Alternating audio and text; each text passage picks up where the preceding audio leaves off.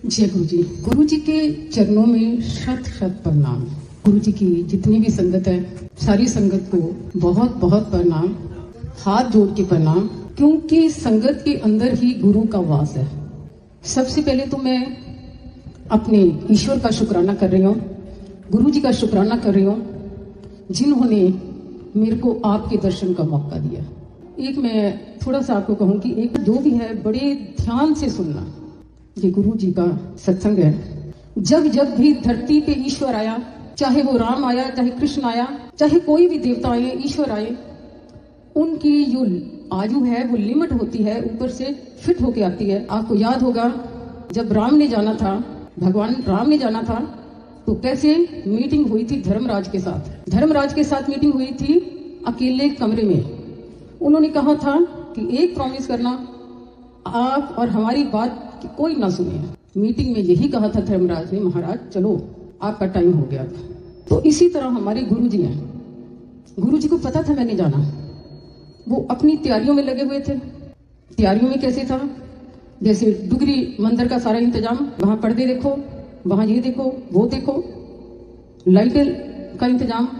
दिल्ली का मंदिर उस टाइम एम्पायर स्टेट था, सारा ही उन्होंने अपने इंतजाम करे और बार बार ये सुना भी देते थे कि फिर मैं चले जाना। हम तो ये नहीं ना सोच सकते थे कि फिर मैं चले जाना, हम सोचते थे कि जलंधर चले जाना और इनकी कहां तक हाथ है। ये तो नो नेवर, कभी नहीं सोचा था कि ऐसे चले जाएंगे। उस टाइम संगत बढ़ गई थी, ऐसे अपने संगत को धोखा दे गए। अचानक ही उनको कुछ नहीं हुआ था, कुछ नहीं हुआ था। ये तो एक बहाना होता है, जाने के बहाने होते हैं। अचानक ही चले गए।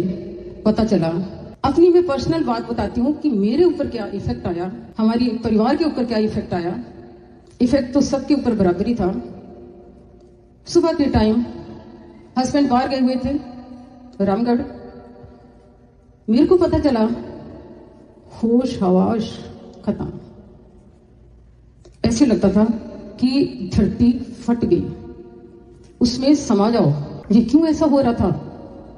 प्यार, अटैचमेंट, दीवानगी उस ईश्वर के साथ। जैसे ही मैं गई मॉर्निंग में, जो मेन हॉल है उसके अंदर गुरु जी को बॉक्स के अंदर थे। ऐसे लग रहा था जैसे बहुत ही सुंदर मूर्त सो रही है। जब मैंने मेन एंट्री क्रॉस करी मंदिर की, रोती हुई जा रही थी, आंखें बंद थी, अकेली थी, तो आगे से मेरे को 6 फुट लंबी एक औरत टकराई और मैं उसके साथ ऐसे टक्कर बजी और उसने ये कहा कि तू मेरे लिए पाठ नहीं किया तो मैं बचना किसी का। मैंने यूं ऐसे देखा, मंदिर में कोई सिर नहीं ढकता अपना, पर उस लेडी ने गोल चेहरा था, फेयर कंप्लेक्शन था और सिर ढका हुआ था, उसकी व्हाइट दुपट्टा था। वो कौन थे? गुरुजी। क्योंकि गुरुजी अक्सर कहते थे कि शर्मा आंटी मेरे लिए भी पाठ करिया कर। उस टाइम पाठ की तो होश ही नहीं थी, पाठ क्या करने थे। उस टाइम तो हमें दीवान की गुरुजी की थी, हमें होश ही नहीं होता था, दिन रात उनके साथ। अब गुरुजी अपनी जो फिजिकल फॉर्म है वो छोड़ गए। उसके बाद कंट्रोल करना बहुत टफ होता है। ऐसे लगता कोई दिल का टुकड़ा जुदा हो गया। एक दिन बहुत ही रोते थे, याद करते थे।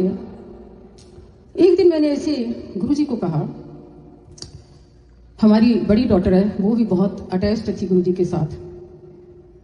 वो भी बताती है कि जब रात को गुरुजी की याद आती है और तकिया ही आंसुओं से फट जाता है, पता नहीं लगता रोते रोते कब सुबह हो गई। तो मैंने भी एक दिन गुरुजी से पूछा, मैं गुरुजी एक बात बताओ, हम तो आपको याद करके रोते हैं, हम तो आपको याद करके रोते हैं, क्या आपको भी हमारी याद आई? ऐसा ना हो कि हम बेवकूफ ऐसे रोते जाएं और कभी आप याद ही ना करो हमें। पर वो तुरंत रिस्पांस देते हैं। उन्होंने तुरंत रिस्पांस दिया। रात को क्या देखा कि गुरुजी अपने सिंहासन के ऊपर बैठे हैं और टप टप आंसू उनके बह रहे हैं। अगर भक्त याद करते हैं गुरु को, उस ईश्वर को याद करते हैं, तो ईश्वर भी याद करता है। अगर हम रोते हैं तो वो भी रोता है। तो ऐसा हमारा उस वक्त हाल हुआ। आज मैं आपको ये बताना चाह रही हूं कि हम उनको पल पल याद करके क्यों रोते हैं, हमारे उनके क्या संबंध थे, क्यों रोते हैं हम उनको। जिस टाइम गुरुजी दिल्ली में आए, उस टाइम 97 की बात है, हमारा जाना हुआ। कैसे जाना हुआ, ये सब कुछ निर्धारित होता है। पहले हस्बैंड गए, क्योंकि सिंगापुर के एम्बेसडर हमारे मामा जी थे, दोस्त की तरह थे, वो ही लेके गए थे। और नेक्स्ट डे गुरुजी ने पहले कहा कि कल आंटी को भी लेके आना। अगले दिन मैं भी गई और मन में ये था कि गुरुजी आंटी आंटी करते मेरे को मेरे नाम से बुलाए। पर फर्स्ट एक्सपीरियंस गुरुजी का ये था कि उन्होंने मेरे को मेरे नाम से ही बुलाया। जब गुरुजी के पास हमारा आना जाना शुरू हुआ, गुरुजी ने ये कहा था कि आपने रोज ही आना। हार्डली 10 बंदे थे उस टाइम, बड़ी कम संगत थी। और संगत भी कैसी थी, सारी वीआईपी क्लास 1 ऑफिसर, जिसको कहते हैं कि टॉप मोस्ट हाई फाई लोग थे, जिसमें क्रिकेट के प्लेयर भी आते हैं, बॉलीवुड सितारा भी बैठे होते हैं, और पॉलिटिक्स वाले भी, टाटा बिरला, ये सारे थे। एक छोटी सी जगह उसमें हमें मिली। हम क्या थे, कुछ भी नहीं थे। We were nothing at the time, कुछ भी नहीं थे। पर गुरुजी ने कितना हमें रिगार्ड दिया। वो पता किसको देखते हैं, वो रूहों को देखते हैं। जब गुरुजी के पास कोई भी जाता था, गुरुजी को किसी के शक्ल से कुछ नहीं था। वो जैसे ही कोई आता था, गुरुजी फौरन उसकी रूह को माप लेते थे। गुरुजी ये जान जाते थे कि 7 जन्म जो पहले कहाँ था, प्रेजेंट में कहाँ है, इसकी क्या फैमिली है, और अगले जो जन्म आने हैं उसमें ये क्या करेगा। तो गुरुजी ने रोज कहा कि रोज आना। हमारा रोज आना जाना शुरू हो गया। गुरुजी ने हमें दिल से लगाया और हमने भी उनको अपने दिल में बिठाया। ऐसे दिन पे दिन हमारा उनके साथ रिश्ता पारिवारिक रिश्ता हो गया। बहुत रिगार्ड करते थे। रिगार्ड के जैसे रिगार्ड ऐसे करते थे पारिवारिक। शर्मा आंटी, हाँ जी गुरुजी, ले आज मेरे कपड़े तो आके ले आई। ठीक है गुरुजी। उनको पता था इसको कपड़े तो धोने नहीं आते, पर इसमें उनका क्या मकसद था, कपड़े तो आके ले आई। आपको बताऊं, जब पहले दिन उन्होंने कपड़े दिए थे धोने के लिए, मैं उनके रूम में गई। आज भी रूम वैसे का वैसा।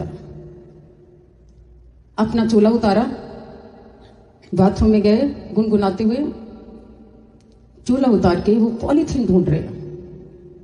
आज हम सोच सकते हैं कि वो ईश्वर कमरे के अंदर पॉलीथीन ढूंढ रहे हैं कि उसमें मैं चोला डाल के इसको दूं, और मैं घुटनों के बल कमरे में बैठी हूं। इतने में एक पॉलीथीन मिल गया और अपना जो चोला था वो गुच्छू मुच्छू करके उसमें डाला। एले तुक तो आके ले आई। ठीक है गुरुजी। अगले दिन भी फिर पॉलीथीन। हमारे बच्चे नैनीताल पढ़ रहे थे। अचानक मेरा चक्कर नैनीताल लगा और मैंने 2 बैग लेके आई, रेड कलर के जीप वाले। इतने बड़े बैग थे जिसमें 4 चूल्हे आ जाए, और मैं बड़े कपड़े देने थे उन्होंने। वो कपड़े कैसे देते थे, अपना चोला कैसे देते थे, जब संगत चली जाती थी हमेशा कहते थे के पी के खाओ पियो खिसको, तुरंत निकाल देते आउट। उसके बाद कम संगत, हमारे जाने के बाद दिन पे दिन यूं संगत बढ़ी। उसके बाद थोड़ी संगत रह गई, जैसे 25 लोग रह गए, फिर 20 रह गए, फिर 10 रह गए। अपने सिंहासन से उठते थे। उठ के उन्होंने जो उनका स्टॉल था वो पीछे लटकता होता था, आधा जमीन पे और थोड़ा सा जहां यूं यूं चल के चाल कमरे में की तरफ बढ़े, और मैं राइट साइड पे खड़ी होती थी। आजा शर्मा जी आजा। हाँ जी गुरुजी। गुरुजी आगे आगे और मैं पीछे पीछे। रूम में जाके गुरुजी ने अपने कपड़े चेंज करने कई बार वो 3-3, 4-4 ड्रेसेस भी दे देते थे, क्योंकि दिन में उनके साथ हम लोगों के घरों में भी कई बार जाते थे, कई बार रात को भी किसी के घर चल पड़ते थे। तो जब भी कहीं जाते थे वो ड्रेस नहीं पहन के जाते थे। ड्रेस कितनी देर पहनते थे? 2-4 घंटे। और जब वो धोने के लिए देते थे, कहते थे शर्मा आंटी एनू कड़क करके लेके आई। कड़क मीन्स मांड लगा के लेके आई, क्योंकि सिल्क के चोले होते थे। ये यादें उनकी, हम कहते हैं ना रोते हैं, यही यादें तो उनकी तड़फाती हैं कि हमने उस ईश्वर के साथ पल पल बताया, वो कहाँ गए। लाख हम कहें कि वो ईश्वर हमारे साथ है, और है भी है, नो डाउट, पर फिजिकल फॉर्म में तो नहीं है। फिर कई बार डिस्कस करते थे कपड़ों का। शर्मा आंटी वो रंग ठीक है? हाँ जी गुरु जी केड़ा ए रंग, ए कपड़ा, ए बटन। हमने सारा दिन घूमना उनके ड्रेसेस के लिए कि गुरु जी के लिए ये ड्रेस है, इसकी स्टिचिंग ये है। इवन बटन तक भी वो बता देते थे कि ए बटन लाने। एक दिन ऐसे इनको भी कहा, शर्मा जी को, जैसे, क्योंकि मैंने आपको बताया कि we are just like family members. Sharma, हाँ जी गुरु जी, वे कुर्ते पजामे लेने हैं। ठीक है गुरु जी। हम क्रॉल बाग गए, रौनक के गए, वहां गुरु जी के कुर्ते पजामे लेके आए, शाही ठाट से डाल डाल के देखे। अब हमें क्या पता कि हम जिनके साथ ऐसे बैठते उठते हैं वो एक साक्षात ईश्वर है। ठीक है गुरु जी। जो उनकी ड्रेसेस होती थी उसमें दुनिया भर की खुशबू भरी होती थी। इतनी खुशबू होती थी कि जब हम उसको कपड़ों को ले जाके ड्राइंग रूम में रखते थे अपने, तो हमारा घर पूरा खुशबू से भर जाता था। सुबह ही एक ड्राई क्लीन वाला था राजू, 9 बजे उसका टाइम था फिक्स डेली आना। 9 बजे आना, कपड़े लेके जाना, और शाम को 5 बजे वो कपड़े दे जाता था। जैसे ही कपड़े आते थे, गुरुजी के चोला आता था, ड्रेसेस आती थी, तुरंत हम लेके गुरुजी के मंदिर की तरफ चल पड़ते थे। गुरुजी के साथ यूं हमारा ऐसा टाइम निकल रहा था। अब पावर कैसी पता चली? पावर तो हमें यही पता चलिए कि जब हम दिन रात गुरुजी के साथ हैं तो बिजनेस के काम कौन कर रहा, कहां तो ये 1 सेकंड भी खाली नहीं होते थे, कहां सारा दिन रात हम गुरुजी के साथ। तो काम कौन देखते, बच्चे कौन देखते? वो गुरुजी। उनको सब पता, घर में क्या हो रहा, बच्चे क्या कर रहे हैं, A to Z सारी उनकी नॉलेज में होता था। और हम ऐसे बावरे, जैसे आज नई संगत बावरी है, जैसे एक बावरी से हो जाते ना, प्यार में बावरे हो जाते हैं, उस टाइम हम भी ऐसे थे। गुरुजी के साथ हमें कब एक्सपीरियंस हुआ कि ये तो है, कोई शक्ति है। बच्चे हमारे नैनीताल पढ़ रहे थे, तो हम हमेशा गुरुजी को पूछ के ही जाते थे कि गुरुजी हम फलां जगह जा रहे हैं। शब्द चल रहे होते थे, पर साथ लेना, उनके कान में जरूर बात कह देनी। मैंने कहा गुरुजी, कान में कहा गुरुजी मैं नैनीताल जा रही हूं। जाना क्यों था कि स्कूल से फोन आ गया, आप तुरंत आओ, आपका बेटा बिल्कुल ठीक नहीं है, बेटे को आके ले जाओ। फौरन मैं वहां गई, बेटे को लेके आई, डॉक्टर को दिखाया। डॉक्टर ने रिपोर्ट्स सारी देखी। उसने कहा डॉक्टर ने कि आपको पता आपका बेटा सीरियस है, उसके पूरे गले के अंदर पस है, पस ऐसी है कि वो कोई भी रूप ले सकती है, आप थोड़ा सीरियस हो। ठीक है। जैसे बेटे को लेके गुरुजी के पास गई, जाते रोज हम 5 बजे जाते थे। एंटर होते ही गुरुजी किचन के साथ स्लैब पे बैठे हुए थे, चौकड़ी मार के। शर्मा आंटी, मैं क्या, हाँ जी, ले मुंडा तेरा ठीक कर देता। मैंने तो उनको नहीं बताया कि बीमार है या इसको कोई दिक्कत है। कहती मुंडा तेरा ठीक कर देता। मैंने कहा थैंक यू गुरुजी। थोड़ी देर के बाद संगत आई। गुरुजी अपने रूम में सामने बिल्कुल चाय पी रहे थे, चौकड़ी मारी हुई थी, और बाहर की किचन के आगे हम बैठे हुए थे। पंजाब की थोड़ी संगत आई हुई थी। इतने में गुरुजी ने अपनी जूठी चाय और चिप्स, साथ ही एक पटियाला की संगत है मटकन आंटी, वो खड़े हुए थे गुरुजी के साथ ही। ले आंटी, शर्मा आंटी ने मुंडे नूं दे। उसने चाय पी, जो थी, छोटा ही था उस टाइम, 3rd-4th क्लास में था। चाय पी और चिप्स खाए। जब रात को जाने लगी, गुरुजी कहते ऐसे कल टेस्ट करवा ली। मैं कहा ठीक है गुरुजी। अगले दिन मैंने लाल लेबोरेटरी से टेस्ट करवाई उस बच्चे के, रिपोर्ट्स आई बिल्कुल ठीक। जब मैं आई गुरुजी के पास, मैंने फिर भी कुछ नहीं बोला। गुरुजी कहते देखिया फिर तेरा मुंडा आपा ने कितना ठीक किया। वो हमारा फर्स्ट एक्सपीरियंस था। हमने सोचा ये ऐसे कैसे हो सकता, हमने इनको बताया भी नहीं है। और फिर कितनी रिपोर्ट्स इसकी ऐसी थी कि 1 सेकंड में क्या हो गया। गुरुजी ने ऐसी कौन सी छड़ी घुमाई कि ये ठीक हो गया। उस वक्त भी जब हम गुरुजी के पास बैठते थे तो हमें बड़ा शौक होता था। शब्द चलते थे पर ध्यान शब्दों में नहीं होता था, ना ही शब्द उस टाइम हमारी समझ में आते थे। मेरा जो पर्सनल है, हम गुरुजी को देखते थे कि गुरुजी आज गुरुजी का मूड क्या है। गुरुजी थोड़ी अंदर से स्माइल कर रहे हैं कि गुस्से में है, वो चाय पी रहे हैं कि क्या पानी पी रहे हैं, जूस पी रहे हैं। जब गिलास ऐसे ढक के आता था तो गुरुजी को टक टक देखते थे। जो उनके आसपास संगत बैठती थी, वीआईपी लोग थे ज्यादा उस टाइम, तो उनकी बातें सुनते थे कि वो अपनी प्रॉब्लम क्या गुरुजी को कह रहे हैं और वो गुरुजी कैसे ठीक कर रहे हैं। हम डेली ऐसे पेशेंट देखते थे। कोई कहता था गुरुजी मेरे को 2nd स्टेज का कैंसर है, 3rd स्टेज का। कोई कहता डायबिटीज हाई लेवल पे है। कोई कहता एलर्जी है, मेरे को फूलों से एलर्जी है। उस टाइम 99% लोग भी दुखी थे। दुखी तो वो आज भी हैं लोग, कोई एक आधा ही सुखी होगा। अदरवाइज कभी किसी को कुछ प्रॉब्लम, किसी को कुछ प्रॉब्लम। गुरुजी ने उनका प्रॉब्लम जो होती थी वो ऐसी शक्ति थी, निगाह पड़ती थी, चल तेरा कल्याण किया। आप सोच सकते हैं कि ऐसे भी होता कभी कि कोई इतना बीमारी वाला पेशेंट आए और कहे चल तेरा कल्याण किया।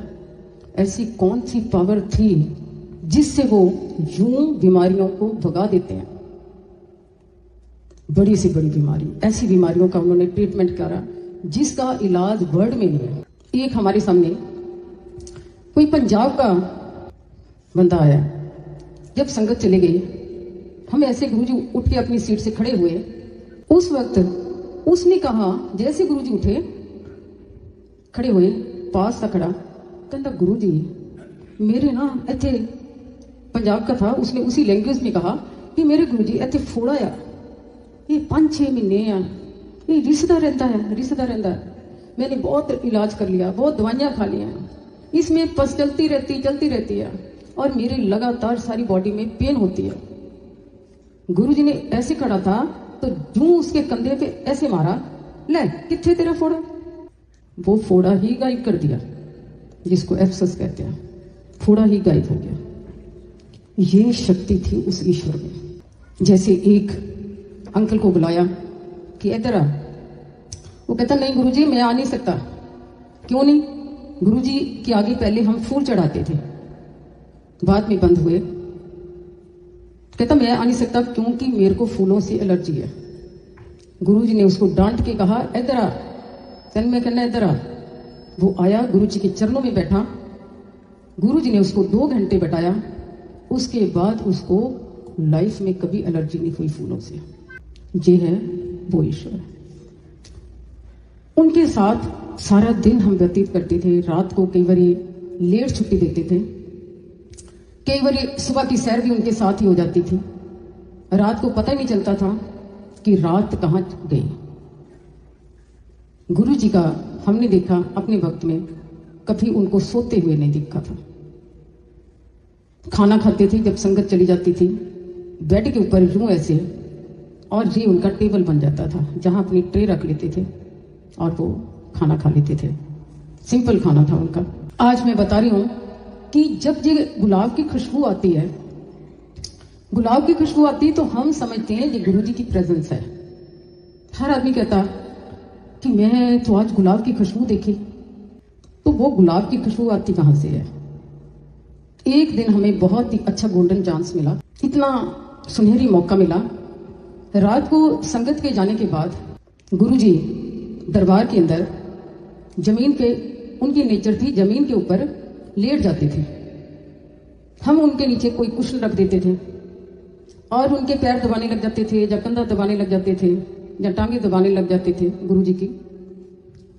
एक दिन ऐसे लेटे हुए थे, मैं, हस्बैंड और बड़ी डॉटर, तीनों हम उस दरबार में थे। रात को 2-2:30 बजे का टाइम।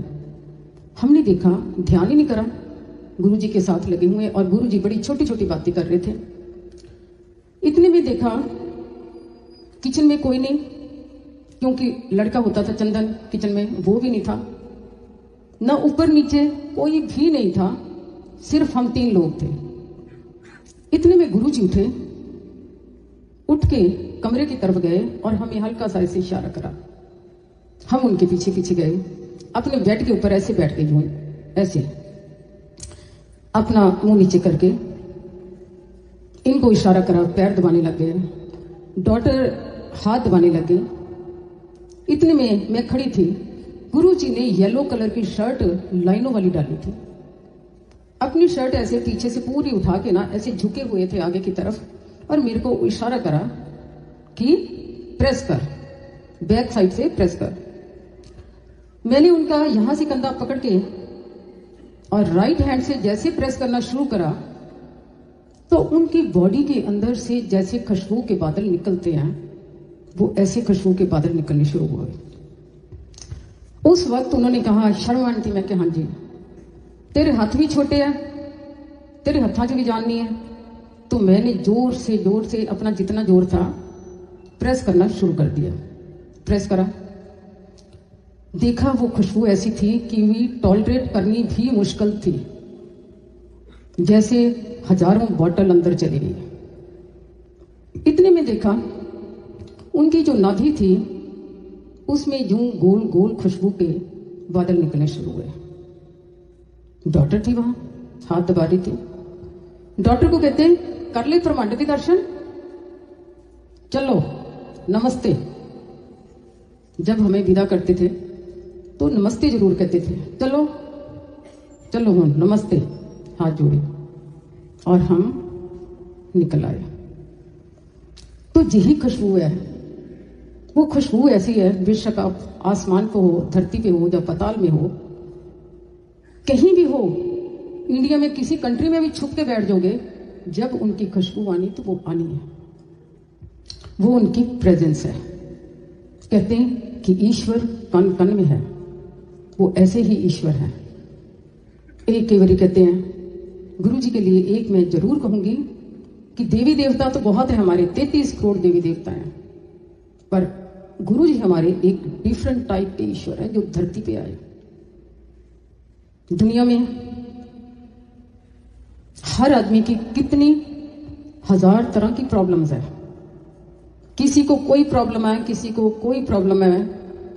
ऐसी कौन सी प्रॉब्लम है जिसका हल गुरुजी नहीं करते? कहते गुरुजी डॉक्टर भी बन जाते हैं, गुरुजी ड्राइवर भी बन जाते हैं, गुरुजी जज भी बन जाते हैं, फैसला भी गुरुजी कर देते हैं।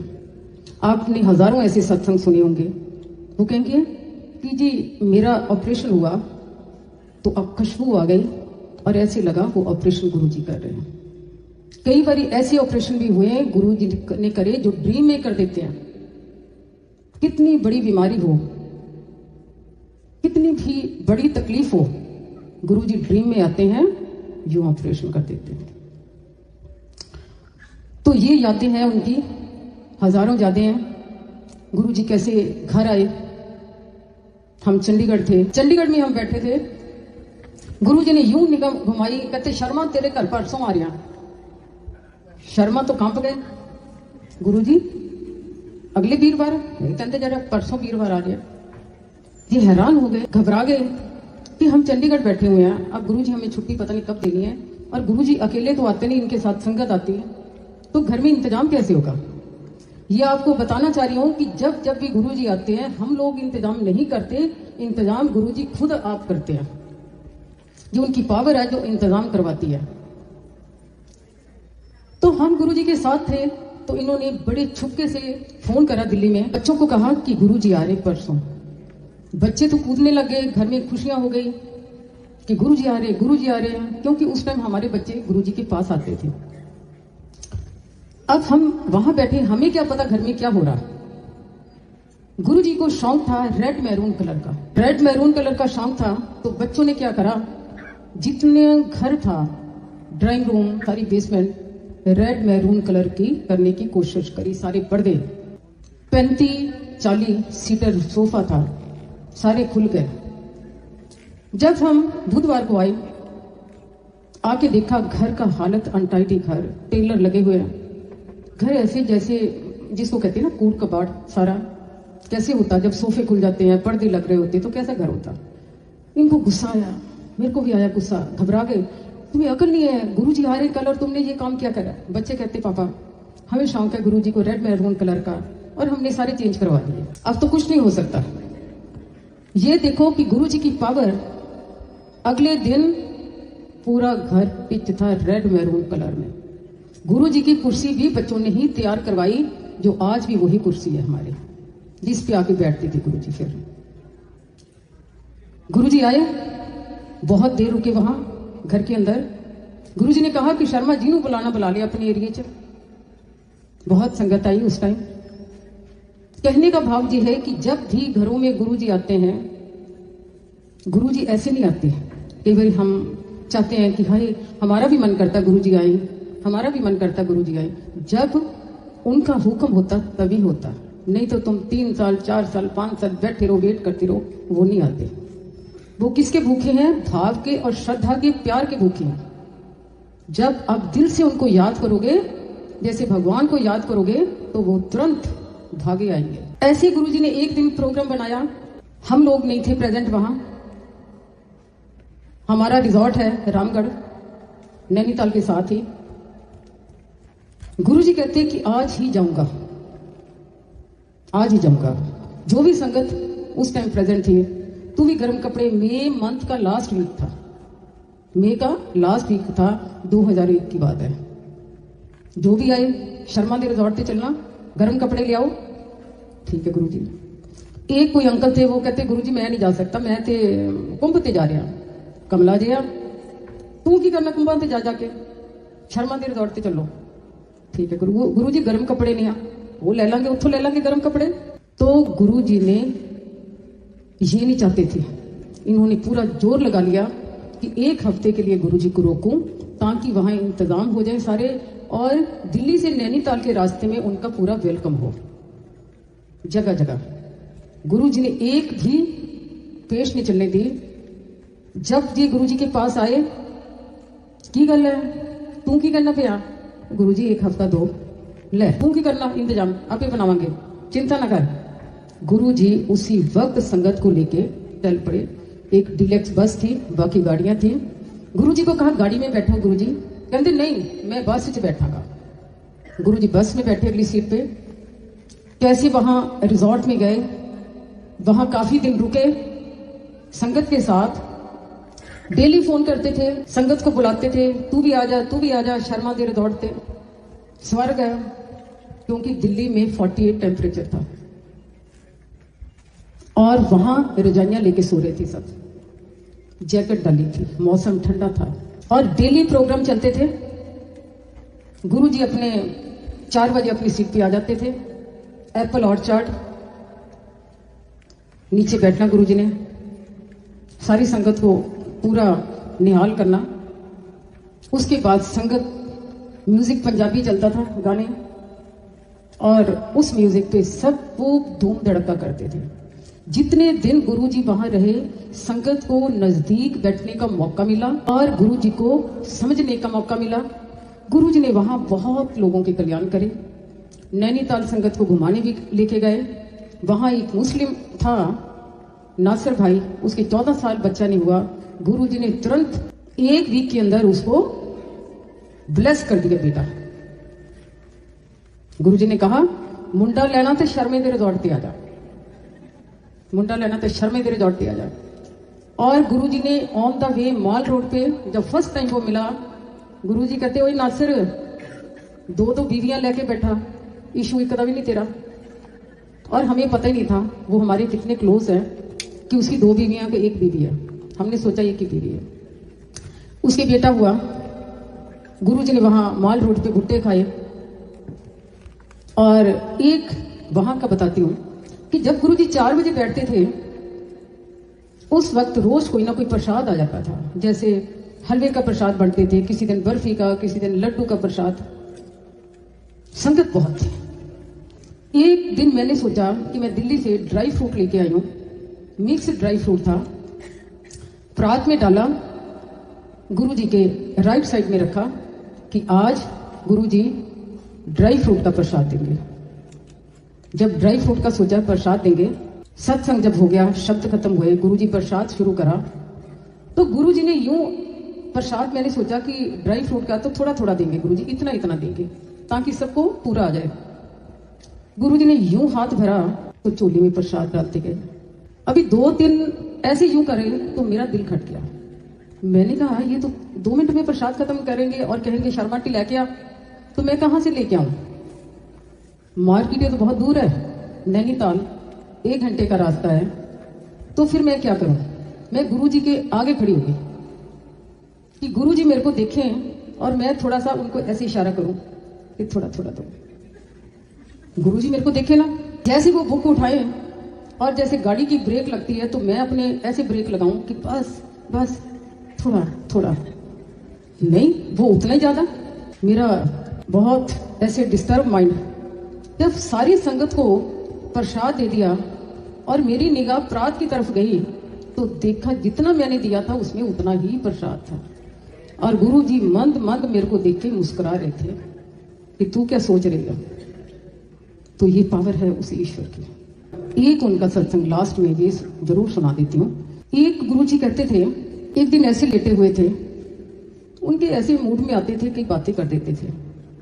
कहते जो लोग ना बहुत बीमार हो जाते हैं, बहुत बीमार हो जाते हैं, फिर हस्पतालों च भजते हैं, वेंटिलेटरों च पै जाते हैं, आईसीयू च चले जाते हैं। हाँ जी गुरु जी ठीक है। तो फिर पता क्या, फिर जी घर वाले है ना वो पंडितां कोल भजते हैं, पुछण लई भजते हैं कि असीं की करिए, बहुत बीमार है, बहुत बीमार है। तो पंडित फिर की कहते हैं, ले महामृतन जी का जाप करा लो। शर्मा आंटी ਲੱਖ रुपया लग जाता जाप ते, ਲੱਖ रुपया लग जाता। मैंने कहा हाँ जी। ते साडा ते एक चुटकी का काम आ, साडा ते एक चुटकी का काम आ। और रियलिटी में गुरु जी का एक चुटकी का ही काम है। उसी का मैं आपको एक छोटा सा सत्संग सुना रही हूं कि कैसे चुटकी का काम आ। 1 मिनट तो बहुत दूर की बात है, वो 1 सेकंड में यूं कृपा बरसा देते हैं। हमारी छोटी डॉटर लाजपत नगर में है, उसके बेटा हुआ गुरुजी की कृपा से 7 जनवरी को। जो उसका बड़ा बेटा उदय, जब घर में बच्चा होता, बेबी आता, घर में खुशियां होती हैं। आज उसकी छठी है, आज उसका जी 11वां है, फंक्शन चल रहे हैं। माँ भी 40 डेज के लिए खूब बेड के ऊपर रेस्ट होता कि कुछ नहीं करना, सर्दियों के दिन। और वो बेटा नेग्लेक्ट हो गया, बड़ा जो 6-7 साल का था। इतना टेम्परेचर, 7 जनवरी को कितनी ठंड होती है। उसके फेस पे छोटे छोटे निशान। डॉटर उठी, उसने देखा, अभी बेटा छोटा थोड़े दिन का ही था, उसने देखा कि बहुत टेम्परेचर है, इसके फेस पे भी निशान है। तुरंत हस्बैंड के साथ हॉस कास में गई, डॉक्टर कंसल को दिखाया। उसने टेस्ट करे बच्चे के, रिपोर्ट्स आई, कहता पहले तो इसको पेनिसिलिन का इंजेक्शन दो तुरंत। आपके बेटे को पता क्या है? वो कहते नहीं जी हमें नहीं पता क्या है। कहता ऐसा करो, तुरंत इनको एस्कॉर्ट हॉस्पिटल ले जाओ बच्चे को। एस्कॉर्ट हॉस्पिटल में गए, वहां जाके डॉक्टर ने कहा कि इसके सारे टेस्ट ये टेस्ट करवाओ। जब रिपोर्ट्स आई, दोनों खड़े डॉक्टर के पास। वो डॉक्टर कहती है आपको पता कि आपके बच्चे को क्या प्रॉब्लम है? आपके बेटे को ये प्रॉब्लम है, ये है, ये है, ये है। 25 ईयर्स इसका ट्रीटमेंट है और पेनिसिलिन के इंजेक्शन लगेंगे। वो इंजेक्शन ऐसा है जो एडल्ट आदमी एक भी इंजेक्शन नहीं लगा सकता, वो इतने पेनफुल इंजेक्शन है। वो तो डॉटर और जो दामाद थे वो उन्होंने सोचा कि धरती फट जाए, हम तो इसी में समा जाए। कि हमारे बेटे को इतनी बड़ी प्रॉब्लम है कि 25 साल इलाज, अभी 7 साल का है। डॉक्टर ने हौसला दिया, घर की तरफ बढ़े, और मेरे को उसने फोन करा कि मम्मा हमारे साथ ये हुआ, और रास्ते में पूरे ईश्वर को कोसती हुई आ रही है कि हमने आज तक कभी किसी का बुरा सोचा नहीं, करा नहीं, फिर हमारे साथ इतना बड़ा अन्याय। घर आए, मैं और बेटा उनके घर गए, मंडे का दिन था। जब घर में गए तो उनके घर का वातावरण बहुत ही रुदन था। कोई बेड पे रो रहा, कोई कहीं रो रहा, मदर इन लॉ रो रही है, हस्बैंड रो रहे, वो रो रही है, सारा घर का वातावरण ही ऐसे था। मैंने कहा बेटी को, मैं क्या, क्यों घबरा रही है? मैं कहा ईश्वर है, भगवान है। उसने भगवान को भी पूरा काटा मार दिया कि कुछ नहीं है भगवान, कुछ नहीं है जी, हमारे मन के वहम है, ऐसे करी जाती हूँ, भगवान है, भगवान है। मैंने कहा बेटा हमारे गुरुजी हैं, गुरुजी को तो डबल ट्रिपल क्रॉस मारा। कहती क्या बातें कर रहे हो, गुरुजी है, गुरुजी हैं, कुछ नहीं है जी, ऐसे। मैंने कहा ऐसा है, उठ के खड़े हो जाओ, अपना मुंह हाथ धो और मेरे साथ मंडे या गुरुजी के पास चलो। जब ऐसी बात कई बारी होती तो गुरुजी की तरफ से हम भी पैरवी ले लेते हैं। कहते गुरु जी भी, ये ईश्वर भी अपने भक्तों की लाज रखता। मैंने ठोक बजा के उसको कहा खड़े हो जाओ, मंडे का दिन है और माथा टेक के आते हैं। वो तुरंत उसको गाड़ी में बैठे, बेटा हमारा गाड़ी चला रहा है, मैं साथ वाली सीट में और पिछली सीट पे बेटा बीच में, मदर इन लॉ और वो डॉटर। दामाद को कहा आप भी चलो, कहते नहीं जी मैं तो अमेरिका में, यूएसए में इसकी ना मेल भेज रहा हूँ, इसकी रिपोर्ट्स भेज रहा हूँ। ठीक है, क्योंकि उस टाइम दामाद भी नहीं मानते थे गुरुजी को। उनको लेके गई, माथा टिकाया, जो बेटे का जो हार्ट था ना वो यूं ऐसे ऐसे कर रहा था। तो हमारे बेटे ने कहा कि मम्मा ये क्या हो रहा? मैं कहा चिंता ना करो, चिंता ना करो। बैक साइड में गए, इतना समोसा, इतना लड्डू प्रसाद उस बच्चे के मुंह में डाला। जब हम वापस आ रहे थे, रास्ते में गुरुजी के एक तिवोली गार्डन पड़ता, वहां हमारी गाड़ी जैसे ही पहुंची उसके सामने, वो बेटा खड़ा हो गया। यूं उसने अपनी बाजू ऊपर करके स्मार्ट वे से कहा मम्मा मैं ठीक हो गया। हम उसके चेहरे की तरफ गाड़ी रोक के देखे, जो उसके चेहरे के निशान वो खत्म। घर लेके आई, डॉक्टर को मैंने कहा कि अब कॉपी पेंसिल लेके आ, मैं तुम्हें रिटर्न लिख के देती हूँ, वर्ल्ड के किसी भी हॉस्पिटल में दिखा ले, तेरा बेटा ठीक है। पर विश्वास कहा, फादर से कह के उसने एम्स में पता नहीं कौन कौन से हॉस्पिटल में अपॉइंटमेंट ली। सबसे पहले एम्स की रिपोर्ट आई, डॉक्टर कहता कि आपके बेटे को क्या, इसकी तो रिपोर्ट ही बहुत बढ़िया। ये है हमारे ईश्वर। 25 साल का ट्रीटमेंट गुरुजी ने एक पल में इलाज कर दिया। आज जो करोड़ों की लोग हैं, हर कंट्री में गुरुजी हैं, वो क्यों यहाँ? वो इसीलिए हैं, गुरुजी सबकी पुकार सुनते हैं, चाहे अमीर हो, चाहे गरीब हो, कोई भी हो। ऐसी संगत थोड़ी बढ़ गई, सबके ऊपर कृपा बरस रही है, उनकी मेहर बरस रही है। पर गुरुजी एक बात जरूर कहते हैं, कृपा भी उन्हीं के ऊपर बरसती है जो अपनी मैं को खत्म करते हैं। कहते हैं कि मैं को खत्म करो और फिर मेरी शरण में आओ। एक हाथ बढ़ाओ और मैं 10 हाथ आपकी तरफ बढ़ाता हूँ। बहुत ही अच्छा लगा, आप लोगों के दर्शन भी करें। थैंक यू सो मच, बहुत बहुत शुक्राना। गुरुजी का भी शुक्राना, आप लोगों का भी शुक्राना। जय गुरु जी।